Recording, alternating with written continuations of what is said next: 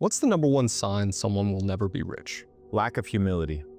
Humility is something that life teaches you through a lot of pain and through a lot of repetition. Humility is the necessary ingredient for you to develop in every aspect of life. You go to the gym, you're humbled because you see somebody stronger with a better physique. You go to school, you're humbled because you realize that you don't know as much as you think. You start a business, you get humbled because you realize you're not as good as an entrepreneur as you think you are. But when you accept that through humility, then you get to learn and grow. The funny thing is, the most successful and wealthy people that I know exemplify a lot of humility. They are teachable.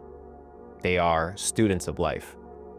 On the other side, I have people that are broke, egotistical, and they have no humility. They think that they know everything. And if you think that you know everything, then there's no room to grow and there's no room to learn. In order for you to succeed in life, you need humility. So if you're not humble, if you're not willing to be in a situation whereby life can teach you lessons, then you're never going to grow. And growth is the essential recipe for success. And when's the last time you felt like you were humbled? Because you've had a lot of success, but I know you also spend time with a lot of people wealthier than yourself. I mean, that's what I told you. One of the reasons I live here is because I feel broke. You go on the golf cart, you go a couple houses down, you meet a guy that's sold a company for $300 million. You go a couple houses down, you meet a guy that's been in business for 50 years. You walk down the street and you meet a billionaire. So you position yourself in a situation where life intentionally shows you that you're not as great as you think you are. If you're in an echo chamber of validation, if you're the biggest guy, the richest guy, the smartest guy in the room, then you are in the wrong room, because all that does is rub your ego. It shows you, oh, I'm good, I can do all these things. When in reality, through humility, like we talked about, that's the ingredient for success. So I intentionally position myself in a situation where I am taught by other people, where I'm mentored by other people. And I mean, let's talk about crypto, that's a great place to be humbled. Whether it's the market's going down or your portfolio being slashed in half, learning comes from pain, as we mentioned before. So sometimes I create these environments where you have to sit down, put your head down and be like, all right, this guy's better than me. This guy's done this better than me. This guy's excelled in these areas of life where I haven't. Teach me. And how do you go about finding those people? Like, what would you have advice for 16, 18-year-olds, young men watching this, to go out and find people more successful than them? Is it all online now? I think your approach is very good.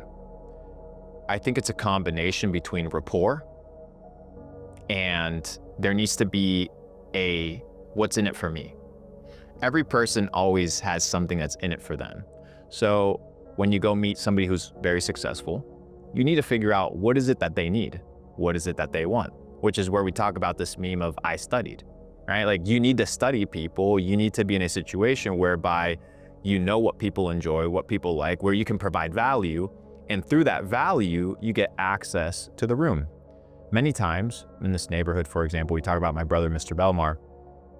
People would entertain conversations with him a lot longer than they would entertain conversations with me. Why? Well, you can teach them about wealth in the sense of how to develop your body, because we talk about wealth not just being money, but how your health is, how your mindset is. So he gets invited to biohacking retreats with very successful people, and certain things that they're looking for that they can't get to them is valuable.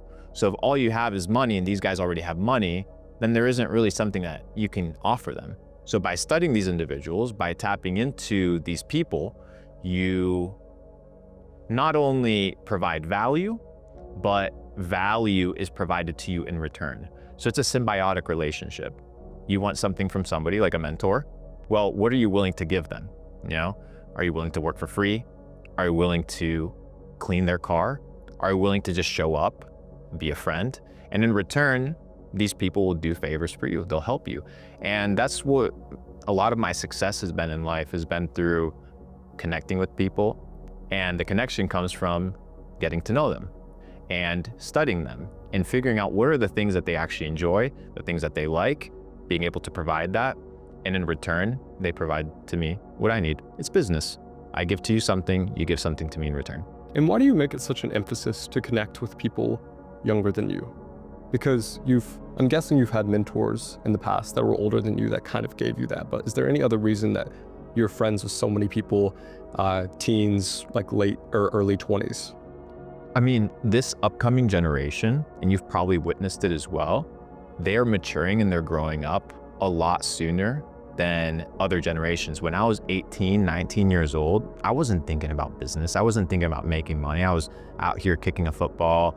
I was going out with my friends, hanging out. Nowadays, kids are 16, 17, they're dialed in, they're learning, they're leveling up, they're actually mature. And what you want to do is invest into the future. Just like you would buy a piece of real estate when it's undervalued, investing into people that are the future is also good. And it's the idea of giving back. How I often compare it is to how water moves. If water goes into a place that is stagnant, like a swamp, it's going to create filth, toxicity, and nothing can live. But a river, it creates the ability to bring life because it's going from point A to point B. There's no resistance, nothing is stuck.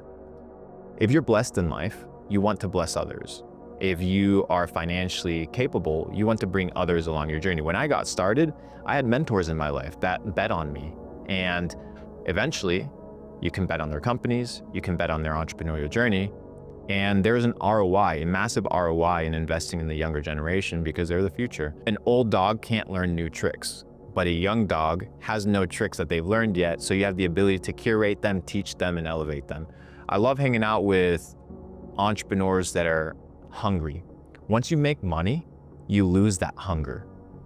When I got started, I remember I was working 17, 18-hour days. I would feel anxious at night that I couldn't sleep because I was broke. That hunger, that thirst for success, for winning, is what a lot of these young cats have. So being able to invest into that also invigorates me and empowers me to be like, hey, I got to keep going. There's more for it. There's more for me. There's more to do. And through this process, I'm able to not only create a symbiotic relationship, give and receive, because I'm always asking for things in return, whether it's equity or whether it's, hey, come join Capital Club, Elite Entrepreneur Network. But it's also understanding that there are relationships in life that if you want to grow, have to be maintained.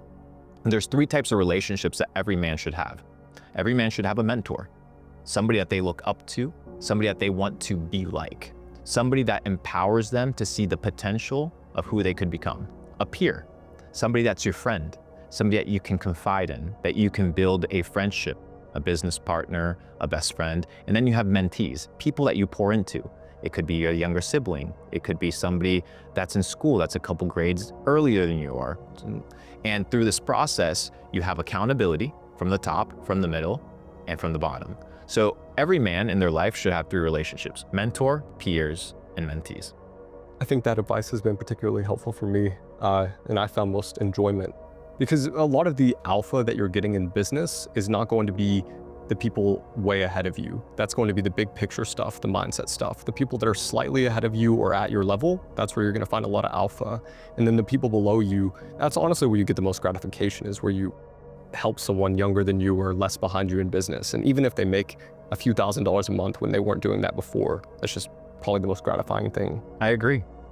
I have a business partner that about 5 years ago, he was one of my mentees in e-commerce. I got started in e-commerce. That was how I started making my first money online before I rotated and started investing heavy into crypto.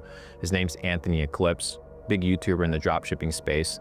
And when I met him, he was like, hey, Luke, I'd like to pay you $1,000 for you to teach me e-commerce.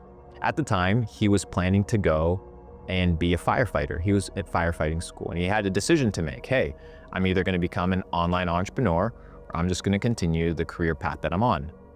And by investing into him, time, attention, energy, strategies, today he's a multimillionaire and now we're in business together. So you bet on people.